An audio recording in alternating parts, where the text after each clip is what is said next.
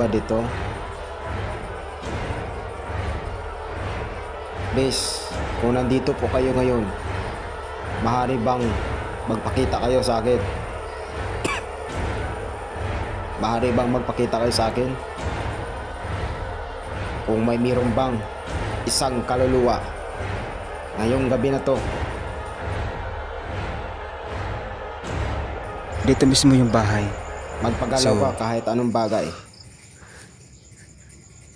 Nagiba na Kahit anong bagay, magpagalaw ka. dahil sa sobrang tagal. So, yun pala,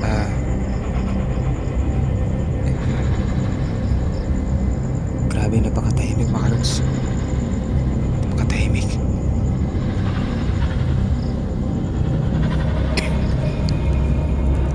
Saka dito may meron sa kalsada.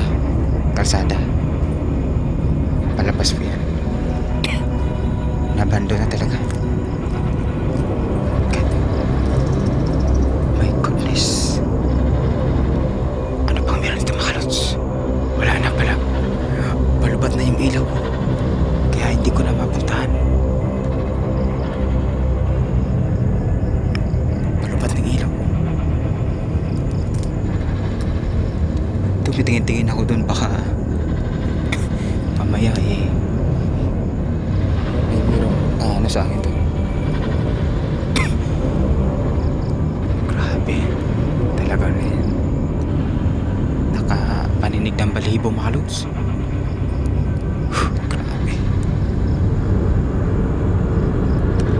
Matindi. Makatakot. Grabe. Itong area na to. Grabe. Grabe.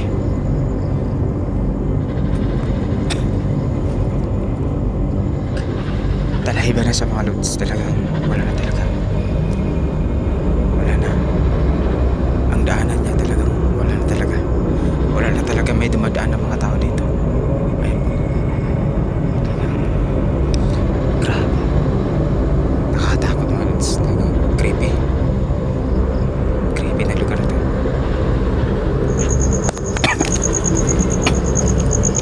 So yun mga lods. So nandito po tayo ngayon sa isang lugar kung saan yung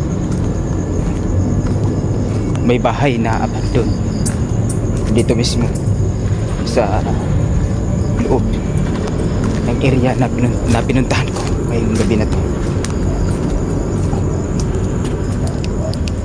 Wala na mga lods, talagang palubog na talaga yung ilaw. Wala na talaga. Nakalimutan ko na i-charge to, pero okay lang. Grabe, talagang nakakatakot yung area na to. Katika.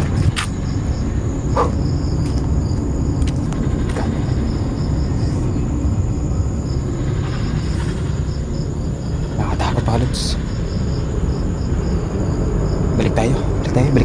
Hindi natin kaya.